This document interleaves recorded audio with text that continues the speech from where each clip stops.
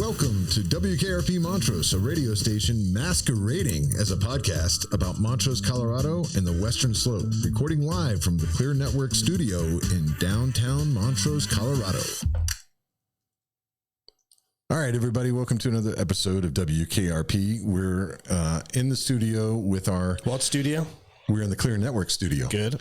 We're in the Clear Network studio. Thank you, Clear Networks, for having amazing internet speed that you brought to the new studio in the Visitor Center here in Montrose. I think we have the fastest speed in the building now. I'm quite positive that we do. Yeah.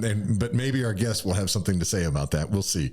We'll see what he has to say. You guys, by now, because you've clicked on the image, know that this is the bell curve with Bill Bell. So without wasting any more time, we will bring Sir Bill Bell onto the screen here. He's a very busy man, so let's get we don't have a whole lot of time with him. Why, you're a civil servant. Like, why can't we get more time with you? Like, why do you like put us on such a short leash? I'm just wondering. I don't. I took your. I turned your mic off. You mute me when you. That's put me right. on the show. That's there why. you go. That's how you treat that guest. There's a lot of people out there that wish that they had that power. That they could just mute me, mute Rob, mute the guest. There's plenty of people out there who would like to mute the city manager too. I think we can all agree that. That's probably true. They're all on Montrose message board. All right. Well, we do have a full day of questions for you. You also brought up something that we may or may not dive into, which is you train new employees on all of the departments and department heads and what they do and everything. We've got a game for you that we might have you play here later on. Yeah. Nice. But more importantly, there's a lot going on. You called me this morning and you said, I'm worried that we don't have enough stuff to put on an episode. I did. And I immediately am going to make you regret saying that. So I think that's great. I was thinking about this morning. We've already covered a lot of issues, and I don't know what else is out there to cover. So, well, people are still submitting questions. Yeah, number one, you're about to have a whole bunch of new people to work with. Apparently, city council elections are coming up. Right? We have one opening for sure because Doug Glasswell's term limited. Right. And we'll have the election in April. People are now coming in and starting to pull papers to run. Yeah. And we have two others up for re-election, Judy Ann Files in the at-large seat, and then Ed Ulibarri. Well, the reason why I said that is because this is the first time that I've really heard of several people like very interested in actually sitting down and running for seats. Yeah. Yeah, it's been several years since we've had a real big group of people. We had 11 people. Feels like 10 years ago or something. And that's probably the last time we had a big group. Yeah. Do you feel like that is indicative of something in Montrose? The fact that more people now want to have a say and they're going to run? I think it's a combination of things. We've talked about it at the staff level. There are some important issues that have been faced by the community in the last couple of years. So they have their thoughts and opinions on those particular issues. And then there's a lot of engaged people right now. We know the names of the people, we wouldn't say them on the show, of who've pulled papers interested in running, but until they turn them in with signatures, it doesn't really matter. But the majority of those people are ones we all work with on projects around the community, and they're just really engaged citizens that want to be a part of something. And so I think that's exciting. So if you had to, what's the most important quality of somebody coming to sit on a city council seat? Like, what is it that you feel like you're engaged in the community? You have an agenda. We talked to Mayor Dave Frank. He said, we talked about the advertisement saying, what's your vision for Montrose? But what's something that you think that maybe people don't know that they need to have as a quality to come sit in that seat? And I guess from your perspective as city manager, but also comment as a resident too, if you like. I think the biggest thing is people who have the best interest of the community at heart, and so they're running to truly make an impact or a difference for the whole community. What no community wants is a single issue candidate who's mad about something. And so they run and they get on an elected body, and then they realize either it's not as bad as I thought it was because I didn't really know the why behind those decisions. And once they learn those, they usually just either settle in and start becoming a productive member of the elected body, or they kind of check out because that issue has been resolved for them. Right. And so now they're in there for 2 years or 4 years with nothing really that interests them. So people that genuinely want to make Montrose a better place in whatever form or fashion, are the ones that we hope get elected. I thought I would hope, or I hoped that part of that answer would be come ready to learn.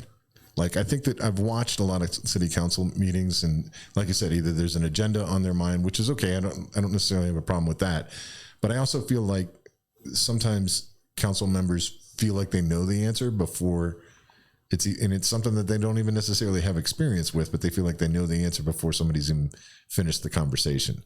And so that would be one thing that I would like to see.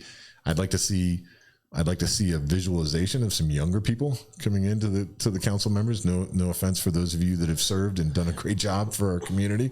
Well, it's also relative, right? You say younger. You're not talking about 19-year-olds. We're talking about people in there. Well, they can't be 19, can they? No, I guess you can. You have to be 18. That would be amazing. Well, no, it would be an absolute disaster. Why? Why do you say that? Well, when we have a youth council, right? We do have a youth city council. That's what that's for. I'm just getting at the point that when you say younger, I mean, presumably you're talking about somebody with at least some life experience. We're talking about mid-30s, 40s. How many seats do we have? 5 total, right? 5. Right. So I would like to see somebody I would like to see somebody that's in their 20s. I'd like to see somebody in their 30s. I'd like to see somebody in their 40s.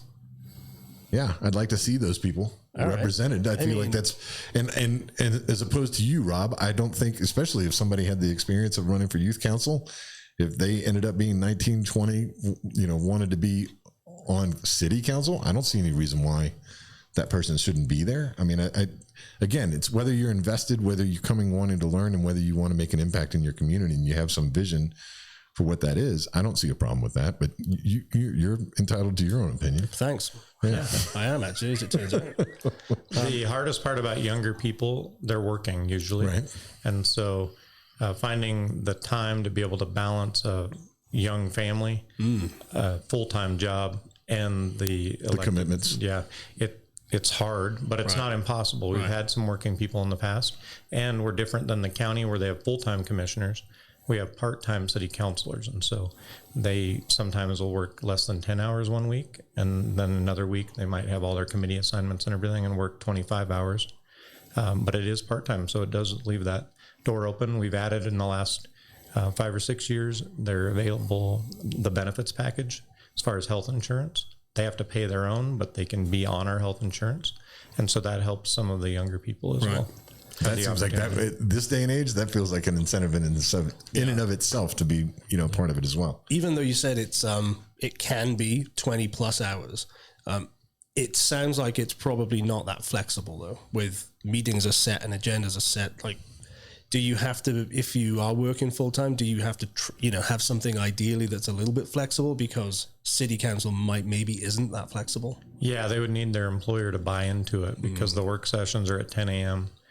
First and third Mondays. Right. And then the evening ones aren't as bad. So the regular meetings are at 6 p.m., but it's those work sessions. And then it's serving on Region 10 Board of Directors, MEDC Board of Directors, the Airport Advisory Board, the Colorado Flights Alliance. And you don't necessarily get to control when they hold their meetings. And are you obligated then as a city councilor to sit on one or other of those boards?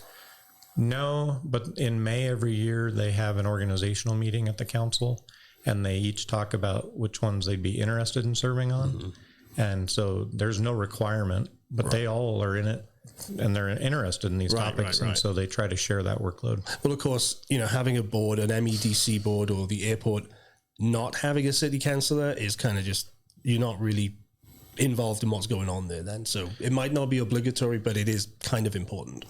Yeah. And there's a council seat, so somebody will fill it. Oh, right. But we might have one council member who's busy working can only be on one committee, where another one who's retired might sit on 6. Okay, something like that. Well, we're gonna have you back on again, I'm sure, to talk more about city council and have the councillors come and have the mayor and candidates and all that stuff come on I'd love to bring the city clerk Lisa Del Piccolo on. She's in charge of the elections, and that would be she great. Could talk about all the process. It'd be great if we could use the community room and do just like a round table with all the people that are running once they've submitted all their application, or they've submitted their application and they're verified their signatures. Be cool. Like the League of Women Voters does a candidate forum. Yeah. Right. So we could do similar to that. Yeah. How do we get them to come and do that? Oh, we'll do it there, and we'll air it on the on WKRP. Yeah. Let's talk more about it. All right. A lot of people don't like the idea of a formal debate process. And so League of Women Voters does a really good job making it feel more like a questionnaire type of thing. Yeah, question and answer kind of. Well, I mean, it's important to get to know the candidates, right? It is. Very. So, all right. Well, I have a question. Two questions. Number one, but the first one is, do you want to tell us what the Greenline project is? I was looking this up and I didn't know what it was. So it was reading on some of the city council notes. I think one of the things I'd like to see more repetitive when you come in is there are things that happen in city council that happen like really quickly. And I don't know that any of you are actually going to go and do what I just did, which is go through the city council agenda and meeting notes and stuff like that, and then formulate your questions from there. So I would love to be able to kind of focus on some of I'll try to do a better job, and I would love that to be more of an interaction between us, but not just the public's interaction, but also what are some of the things that are going on that just seem like you didn't mention it to me today, but when I looked, that was something that I thought, this is really interesting. We should talk about it. Sure. And I do a city council recap video as well, right after the council meeting the following day. And where is that on YouTube? But it's just like a quick 3-minute recap of the agenda items. It doesn't get into a lot of detail. Okay. Just to give people the knowledge of what they voted on. Okay. But to get into more detailed things, you tell people what the council voted on. Correct. For a second there, I thought you were telling the people what they voted on. But no I got it. Yeah. As far as Greenline, that is a Urban Renewal Authority project. So that's in the MURA, and Greenline was approved here late summer last year by the URA board. And so it's sitting there as an approved project. And as soon as the owners of the land want to move forward, which now they are moving forward. Right. They were waiting on interest rates to come down a little bit. Greenline is right in the center of Colorado Outdoors, directly in the middle. If you're at Shelter Distilling and you're looking into the middle of the development, it's a big empty field. That's Greenline. It's a mixed use project. So about 10,000 square foot of retail restaurant space. And then the rest would be another apartment complex, very similar to Base Camp Apartments. Okay. Full market rate. Okay. So there'll be, I mean, because housing continues to be an issue here in Montrose. So a solution coming that's been not only greenlit for the Greenline project, but sounds like there is enough commitment to get the financing or whatever. The rates are at the point where they're actually ready to start breaking ground. Yeah, and I think they want to start on the retail component, get that built first, because it's kind of on the end of the building, and then start building the housing. Okay. So there's more housing coming as well outside of the URA, more by the rec center. And do you want to talk about that one? Let me ask, because one of the questions we got sent into us was about affordable housing specifically, but the question was, are there any more plans for affordable housing in the works? But I guess before you answer that, can you just give us a quick rundown of where we're at when it comes to affordable housing, and then where we might be going this year, next year? Sure. So we, during the budget process, if anybody goes online, looks at our budget, there's a slide in there that shows over time the building permits that have been issued in the community. And it'll show that just in the last 6 or 7 years, multifamily housing has really taken a boom. And as a reminder, we had never had a multifamily apartment complex over 10 units in the history of Montrose that was market rate. We had Sunshine Peaks and similar. They're all voucher-based or subsidized with tax dollars from the federal government. And so now we're getting these market rate apartments for the first time. Base Camp filled up almost immediately. We need another 90-some units. And then we have by the rec center, the income-based that are already open, another set that's being built right now that's also income-based. The first ones were kind of lower threshold, down to 30% of area median income. And then the next one is like 60% to 120 or something like that. And now there'll be another one that's that lower. And so to get a balance of those is really important. Right. And then VOA just built more housing by Volunteers of America by the Pavilion, and that just opened, and that's for disabled or over 55. Is that the new one that's right across the street, like from the Pavilion? Like in between the Social Security office and another housing project, and then you've got the bridges basically right there. As you're driving down toward the bridges on the left-hand side. Okay. Yeah. So why is it important to both have a moderated price point for housing as well as an open market price point for housing, for multifamily housing. There's a lot of people, once you pass that 120% of area median income, you don't qualify to live in the housing, right, if it's affordable housing or subsidized housing. And so market rate is really providing housing for people that are getting those entry-level professional jobs like nurses, teachers, police officers. They make too much to qualify for subsidized, but they don't make enough to buy a home at $800,000. And so it's that kind of interim entry level to get them into Montrose, get them started. So we're not turning away employees because they want to come here from across the state, but there's nowhere to live. And so it's really important. The reason why I asked him that question is I want you guys to stop getting fired up when you see these projects actually happening. It's a definite need in a growing community to be able to have different types of housing projects happen. Because again, not everybody, somebody can have a good paying job that you want to make sure that they have here, like a nurse's position or an executive position or bringing other good jobs here, but they don't quite qualify for the housing prices that we have. So it's important that we have some solution for them to be able to be here. So where do you think we are in terms of all of those projects, giving Montrose what it needs in terms of housing? Are we, almost there? Are we halfway there? Are we kind of serving the needs, or is there still a ways to go? I think supply and demand is what generates the prices when you're going to look at buying a single family home or rental prices. And as long as our rentals, from a 1 or 2 bedroom being $2,200 to $2,400 a month, there's a need for more supply. Right. That price has to come down. Right. And the same with single family. It's gone up to, just over $500,000 for a single family home. That has to come down because we have to remember 70% of the population here makes less than the area median, because of retirees and stuff too. And then we also have to keep in mind, that's the same philosophy with hotels. When you're paying $300 plus for a Fairfield Inn, it shows you the supply isn't there to keep that down to where it should be. And so they're already planning to build that second hotel, the Hampton, right across the street, and they're breaking ground soon. So moving that forward, it's on the same lines as housing. All right. So I guess we'll stay with the updates on that. The flex buildings at Colorado Outdoors have all been occupied now. They're all leased out. And just heard today from Colorado Outdoors that and I think this was in a recent city council work session, that the River's Edge project is going to start moving, which is in between the shelter and Mayfly. Yeah. So, and right across from the Greenline development we were just talking about. So that pond to shelter, that empty area, be a River's Edge, and be very similar to the flex buildings, but shallower buildings for boutique shops and that kind of thing. So you guys are really excited about that. I was about to say, you guys got to be excited about that, because this has been a long time coming. I know that a lot of people have been concerned that there was a lot of attention and investment and everything put into that area, and maybe the expectation wasn't reasonable about like how fast that was going to be filled. So now it's happening. You guys are going to start seeing it. So yeah, and it's okay to have a little lag in there. That lag time allows us to collect more taxes that are generated by the buildings that are there, which build the coffers in the URA.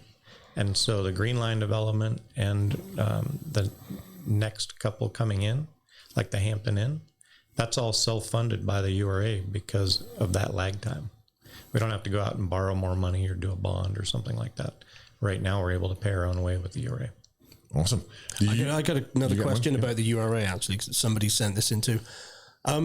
Somebody suggested that the URA might be expanding to include downtown. We've talked about the potential for a project area number 2. Okay. Yeah. So as a reminder to everybody, the URA covers the entire city. Colorado Outdoors is just project area number 1. Okay. And right now we have the Paul Benedetti, who's the URA attorney around the state, working with us. And we've done some surveys, some legal descriptions to identify an area of the downtown core, kind of that what you think of when you think of Main Street, all the way over to the river to incorporate the Bullock Power Plant. Okay. And on the other side of the West Main Bridge to incorporate the old Arcadia piece along the river there. Because it's the one with kind of junk piled on it and stuff on the west side of the river. And so all that would be in this project area number 2 if the council chooses to move forward with that. So just for those people who don't know, why would that be beneficial? What does the URA, being in the URA, give you you wouldn't be able to accomplish otherwise? Yeah, that's a good question. A lot of people think when you create a project area or a URA, it raises taxes. It definitely doesn't raise any taxes. And it's important to keep in mind that any of the buildings that would be in project area number 2, where current taxing entities are collecting money based on the property values, they would continue to collect that base amount plus inflation through the life of the project. So they're not out any money either. It's only when you redevelop those old buildings and you make it something that's more marketable, property value increases, that new tax increment or new value goes into the project to help redo more historic renovations and adaptive reuse projects. And so the benefit is you have a few dilapidated, really old buildings in that main corridor that very similar to the Rathbone when we partnered with them. Asbestos are in those buildings, right? Old electrical systems. The facade has bricks falling off of it on certain corners. And so you can use URA money as an incentive for a private developer to come in and put in $10 million into something. Right. If they know that the URA will come in and do $300,000 or $400,000 or something to help with the asbestos and some of those other things that they're not really excited about doing, doesn't make them money. Right. So let me just jump in there real quick. And one of the reasons that that's important to you, why you would want that to be a scenario that happens, is let's take the Rathbone. And you just probably heard Dave Frank come on earlier in a previous episode and say, you know, we don't have the city doesn't have property taxes, right? Correct. So, but we have sales tax. And so the benefit of Rathbone being on the corner there instead of an empty building is they have to pay lodging tax. They do sales tax on the drinks and the food that they supply there. Right. That money then gets put into the budget, right? And that helps us facilitate some of the things like filling the potholes in the roads and hiring the people that we need to have here. You want those things to happen. And an empty building generates nothing. Right. So it just makes sense. You spend a little something, you invest, something opens, it starts generating money as opposed to nothing. Yeah. All right. And I like it. It revitalizes our downtown. Yeah. No, you're like, that's obvious, right? Yeah. But then it's not obvious to everybody, unless you're in it all the time. Right. Yeah. I have to be reminded of that. So, yeah. I think I don't know how, the fact that there's no property tax in the city, is that very uncommon or? Yeah, we're the largest city in Colorado without a property tax. It's very rare. Which is why people, I think, don't get it, or they just make an assumption that there is property tax. Let's just say that one more time. Say it again. We're the largest city in Colorado without a property tax. You're welcome. So when you're talking about sales tax and all the different revenue sources, it's really important to know here in the city of Montrose, about 90% of all of our revenue at the city comes from sales tax. Right. Sales and use tax. And so 85% of that money comes from South Townsend retail, the big box stores. Okay. So we put most of our redevelopment money into the small businesses on Main Street and in our different business districts, because we know that Main Street is the backbone of any community. Right. You have to you don't want to board it up Main Street. Nobody's coming and people are going to leave. Right. And so we need our Main Street to be strong. We need our small businesses to be vibrant for a really long period of time. So we take 85% of our revenues generated on the south end. We put that back into our small businesses through the facade renovation, the mural programs, these building improvements we're talking about, horizontal site improvements, to make sure that the overall economy stays diversified and strong. The big box stores carried us through the recession. Right. It's really important. I was going to bring that up because I'm not, support local. We're big on support local businesses, but it's really interesting to hear that actually the biggest supporters of small local businesses are in fact the big box stores. Yeah. By sales tax. So it's kind of a catch-22 really. But next time you go to Target, thousands of people. Yeah. So next time you go to Walmart or Target, you are helping the community. So And the other thing to say is Chick-fil-A. No.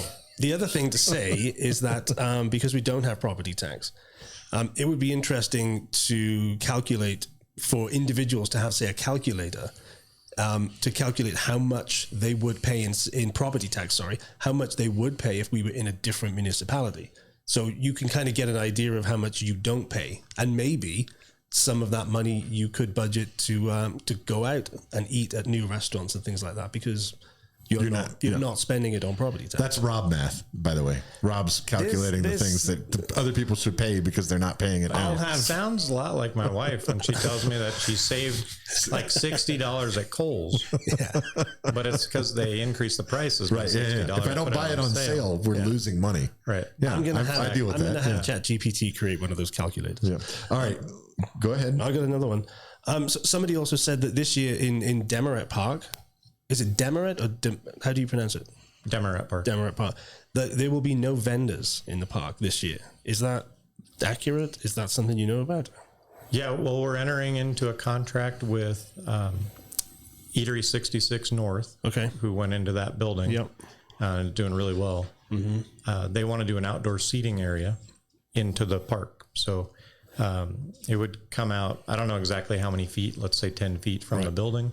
And it would be kind of a wrought iron fence type outside seating, similar to what Ray's Cafe has outside kind of thing. Yeah. And so that would take up some space there. And we were parking 2 food trucks in there, the snow cone one and the Mexican food one. Yeah. And so there's just not a lot of space once you get the outdoor seating area. Right. And under that contract, another really important piece is the same reason we're contracting Centennial Plaza to the private people that purchase City Hall. We will be able to trespass people who shouldn't be on that property, and they're doing nefarious things on the property, because it'll be contracted to a private entity who can partner with the police department and ask them to come trespass people. Okay. You're not allowed to trespass people on public property. Yeah. And that was a park in the past. But in that contract will be allowing still staging areas along the public right of way in a safe way for people to do their normal protesting and the political speech kind of stuff that people do. Okay, well, I think I can safely say that people will be excited about another outdoor eating area for a start. Well, could the food trucks still get a license to park right there on the horizontal parking spots and then serve inward and utilize that same park area? Could that be potential, or is it the whole park that's being contracted by the? It's the whole park area. Okay, all right. You can't really do part of the. You can't do part and half. You got to either go all the way or not. They can use it for events as well. Right. Okay. Well, and of course, then we've talked to the food trucks about relocating. We have some other really prime spots on Main Street. Where are some of those locations that you guys proposed? Where Santa's Cabin is a really good spot right there. Right next to San Juan Brews or whatever it's going to be called. Right around, where the old San Juan Brews. Yeah. And then we have the Pocket Park across Main right. too. And then there's a couple other kind of open areas. So it's not like we're taking something away that's excluded. By the nature of food trucks is that they can move, and so hopefully they can go in a spot that is beneficial for them and everybody else, and we get an outdoor seating area. Yeah, and Demaret doesn't have great parking anyway. The corner is pretty bad. Mm-hmm. And hopefully you hope to see some of these, like what is it, Cavallo Taqueria? The food truck that's now they've got a they bought that building and they expanded into I think I'd like to see more of that happen, and that's happened a few times I think over the years. Yeah. Mm-hmm. Yeah. All right. Well, I have Motto's going to have their new food incubator to help people get started and then go into bricks and mortar. Right. And that'll be just down from Mosaic on North Cascade, just on the other side of Main Street. Okay. Very cool. All right. So my question is, what is the 3 mile plan? The 3 mile plan that was just presented? Yes. Well, what is the 3 mile plan? What is it? Yeah. So because Rob and I were talking about this, and he's going to act like he knows a bunch about it now, but we knew nothing about it until I discovered that we needed to ask. So sure. I think it's important. Well, let me preface it for one more thing. You guys might have seen on our New Year's edition, Rob said his New Year's resolution was that we maintained growth, that we didn't just blow up and have too many people, come in all at once to his private paradise. Maintain growth, or we curb growth? Well, I'll let Rob answer that. Well, I guess it depends on the circumstance. I mean, I think as a community, we are going to grow, right? Regardless, people are going to be increasingly attracted to come and live in this community. So that needs to be sustainable. Yeah, we want to manage growth. Right. Yeah. So I guess this if Dennis has done his research, this factors into the 3 mile plan. Like it's a plan to limit growth, right? In a sense. It manages growth. It's an expectation of what the growth can be. Yeah. So every year in the beginning of the year, we have to adopt a new plan. So in some other states like Wisconsin, where I worked before, it's called extra-territorial jurisdiction. And so it's the area right outside the city limits that bleeds into the county. And we have to partner with the county on those areas because we need to make sure that if subdivisions are being put in just outside the city limits under county standards, that's different than the standards within the city limits. But if you're the residents out there and you're separated by one street or a sidewalk, right, it could feel and look completely different. Right. And so within that boundary area, we work together with the county planning department and our planning department to make sure that we touch base with each other. Good example, what comes up mostly with us are failed septic systems. And so if you have right outside the city a failed septic system, the county says, talk to the city, see if we want to annex and bring that onto our water and sewer system. Right. Before they allow a septic to be put in. Oh, right. Because you're planning for the future. Right. And so if you're surrounded by residential developments and there's a couple just rural type houses with farm ground, you don't want to be putting in more septic systems if right across the street there's a water main or a sewer main. So that's what it's all about. Really. So what about, how does that work for, like, say, I'll give you a specific example, and I know my HOA will probably see this and get furious with me about it, but I live in an HOA that is, we're in the county. Literally, the city limits is on the back side of my property is a main street, and the access to city sewer and water is right there.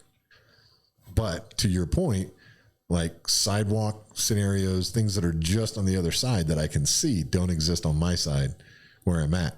Why would and wouldn't my HOA want to be a part of, be something that is submitted to be annexed into the city? Once it's already built, right? I mean, once you're annexed into the city, you have to comply with all of our code enforcement, which is much stricter on junk, nuisances. You can't do burn barrels for your garbage, for example. I don't even know if you can in that 3 mile area of the county anymore. But it used to be, as long as you're in the county, right, you can shoot guns, you can burn trash and burn barrels. It's a lot more flexible living in the county than it is in the city limits because it's supposed to be more of a rural nature. Your houses are spread out a little more. Right. It's more of a rustic rural lifestyle versus an urban lifestyle. And so a lot of people that choose to live in the county, they don't want to really follow the urban type requirements. So that would be the reason they wouldn't want to come in most likely if they're already built. That's why we don't do hostile annexation here. We have no desire to annex you unless you need to come in. Right. We don't collect property tax, so it doesn't matter. We don't make more money off of you if you're in the city limits. In fact, we have to provide police protection, update your streets. There's cost to us if you're in the city limits. So we don't go out to annex people just for fun. So you could save money by getting annexed into the city, property tax. I mean, well, I mean, just let me use this. You wouldn't pay it in the city, but you do pay property tax in the county. You still pay all the property tax you'd be paying now. You don't pay into the city. You're still paying to the school district and the fire district and the library district and the rec district and the county. Right. Whether you're in city or county. Okay. So you're still paying. But let's use that as an example. So let's say our HOA decided that we did, let's use your example. We had a failed septic scenario, in which we haven't, so to be very clear, before people start yelling at me. But let's say we did, or there was some scenario where it would behoove us to be annexed into the city. What does that look like? How does the transition from, does each property owner then have to buy water taps and that be a new cost to everybody? It's very complicated. That's a really long answer because it depends. Fair enough. It depends on where you're located. Yeah. It depends. There are people in the city limits that are not on city water. They're on Tri-County. That's the other thing. We are in we're on county water. And so we can't just take customer base away from another water provider. And so you have an issue there you'd have to figure out. So there's a lot of things. There's a lot of things to figure out on that. Okay. All right. Well, so back to the 3 mile plan. What is the 3 mile plan? So it's just that extraterritorial jurisdiction that's kind of bleeds over into the county, and we work together on making sure that the development as it develops right outside the city, because eventually we're going to inherit those neighborhoods eventually when the other water providers can't do fire suppression or whatever, or they ask to come in because they want paved streets or whatever it might be. And so we want to make sure that our growth is in a responsible manner. Also in the city, we prefer to infill rather than do urban sprawl. And we have a lot of areas in the city that are still just open space that are already slated to be subdivisions that aren't being built. So we would rather focus on that internally rather than keep expanding and expanding. But it's called the 3 mile plan for 3 miles, 3 miles out from the. And you're restricted to that annually? Like that you could, or is that like an expectation? The map annually. So in January it goes before city council. Planning presents a new updated map, because anything that's been annexed in the last year that extends wouldn't the be on limit. that other map. Right. And so it shows the new city limits and the boundaries. Are there any examples of projects that happened from last year to this year that have been annexed in? Now you're putting me on the spot. Yeah. That's a good planning question. You're trying to stump me. Nice. That's probably, you might have me on that one. Yes, we have annexed. I could not tell you off the top of my head where. We have a winner. I told you guys in a past episode I was going to get him eventually. Finally got I'm it. probably going to turn red now because I'm embarrassed. Because that rarely happens. You shouldn't be. You shouldn't be. Annexation map. Yeah, you shouldn't be. I would imagine that is why you have, which could lead us into the game unless you have more questions. I have a couple of questions, but it's taken us several episodes with you to even reach to this get point. you. So I think you're doing okay. Yeah. I have two more quick questions. Then we'll go into Dennis's little game. So we have a childcare facility opening. Yeah. This year. Can you just remind us where that is and what the deal is? You should say a new childcare. It's not like the first childcare. No. Yeah. An additional childcare. An additional childcare. And that's opening when? We're hoping, we just talked about it today, we're hoping by, to be safe, I would say March 1st. Okay. We were shooting for February, but right now there might be some delays because of some of the relationship between the federal government and the state of Colorado. Right. Affecting some other things like CCAP related to daycare, preschools. We're not as worried about our facility with CCAP because ours is going to be a market rate for public employees first, and then it goes out to the public after that. Okay. But the licensure process, if the people that do the licensing are receiving those federal funds, that may be put on hold for a little bit. So right now we're hoping, I think a safe bet would be March 1st. So, and where is that facility going to be? That is around the South 7th area. It's the old Passage Charter School. Okay. If anybody knows where that is. And we've done updates to the building to make it presentable and make sure that the certificate of occupancy can move forward here shortly. Yeah. We've got a contracted provider that has facilities in multiple communities around Western Colorado. And she's just now put out a call for workers. Okay. And so they're starting to staff up, and the budget's all been done. All the agreements are in place, and we're ready to go. What's the capacity, do you know, of that facility in terms of children? Yeah, it'd be about 50 kids and about 10 infant slots. So it's really important to offer the infant. A lot of providers don't have infant capabilities, and so there'll be infants there. And then I learned a new term, wobblers. Okay. So they're the ones one step up from infants where they kind of walk, but you can push them over, like Weeble wobbles. Yeah. Remember Weebles? Yeah. And then toddlers after that, and then pre-Ks. So wobblers, pre-toddlers. I've got a new nickname for Rob. Yeah. Well, so the funny thing is, the second part of that question was, are there any concerns about how federal funding might impact that? So you've answered that before I even asked that part. So yeah, we just learned a lot about that today, actually. All right. Well, it's both fortunate that we're ahead of the game on it and know that how it might limit us, but also unfortunate that that's a scenario. It's really scary, I think, for our overall community. Yeah. There's a lot of CCAP that goes into our different providers. And I have one more question, and then you can do whatever you want. Yeah, go for it. What's the plan for public transit in the next 5 to 10 years? Given that we, according to the questioner, we have an increasing need. What do we need to go public and get an RTA? What can the community do? what's the plan? Right now for public transit, we had the voters approve our 2A initiative, right, with that new lodging tax that increased it up to 6%. And we dedicated a certain portion of that. We talked about it on a previous show to go into public transit. Right now, our primary public transit provider is All Points Transit. Right. They are struggling to get the new area out on by the new roundabout put in for a big transit facility because of some issues with the state of Colorado and their agreements. And so that new capital facility has been put on hold. And so right now, I think they are looking at using some of the funding from our lodging tax to help with operations over in 2026. Long term, we just want to continue to support All Points Transit and make sure they have what they need to keep operating and doing a great job. Big picture, and there's been talk by All Points and supporters of All Points, not the city, we're separate entities, about a potential they could put it on the ballot if they wanted to, if the city council were to allow them to put it on the ballot. They could put it on there for voters to vote on an RTA, which would be Regional Transit Authority or whatever you want to call it. And that would create a funding source to pay kind of the bigger cost of operating a bigger transit facility. Right now, there's no plans to do that. That has been presented to the city. And again, the city doesn't control All Points.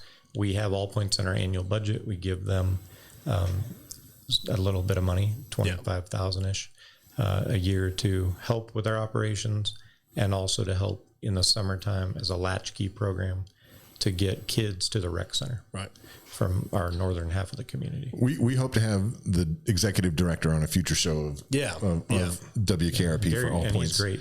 And but I would encourage you guys to actually go check out their website right now, because there's a lot of new transportation options that I wasn't aware of. And they have an app too. Yeah, they do have an app. Download an All Points app. You can, now you've kind of buried the lead type of thing, or jump the shark or whatever it is. But yeah, you should go check out their app too. Those two things are not related. Carry on. Yeah. I don't even know. Feel like jump the shark is an actual saying. Yeah. Isn't it a thing? I don't. Yeah, it is. Jump the shark. Yeah. You never watched Happy Days? Dennis. Happy Days? Yeah. How old are you? I'm old. Oh. How old are you? Not as old as you. Hey, that makes two of us. All right, old timer. All right. Well, listen. You got a game. I'm gonna go out with a win. No, I'm gonna save the game for next time because awesome. we stumped the manager.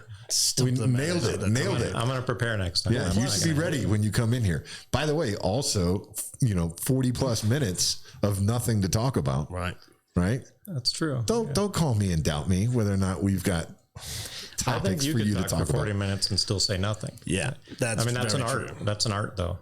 You say that like it's an insult. No, yeah, you did. It was a veiled compliment. It was a backhanded compliment, is what it was. Don't try to make it sound polite by calling it a veiled compliment. All right. That's to say, there is always people out there, and even sometimes sometimes we'll put out this call for questions. Late in the day, sometimes. We received half a dozen. Yeah. So there's always something to talk, and people always, and I do get the feeling that maybe even half of the questions we get from the public are designed to stump you. They're trying to. We've only managed once, so I mean, keep it up. Give it your best shot. Leave a comment on this video for something that you felt like we didn't cover or a question we should ask. Yeah. And we'll see if you can do it as well. As fun as it is to try and stump the city manager, it's also very important because you're a public servant, right? You are here to answer those questions, and if people don't ask them, they will inevitably, complain about things they don't understand. So this is an opportunity that we feel is very important for people to participate in. Yeah, I really appreciate you guys having me on so I can talk about things. We love having you. We love having you here. I love having the opportunity to try to see if I can get swing one past you. It's the first time. So I'm going to go with the win. All right, guys. Well, that was the Bell Curve with City Manager Bill Bell here on WKRP. We will see you soon.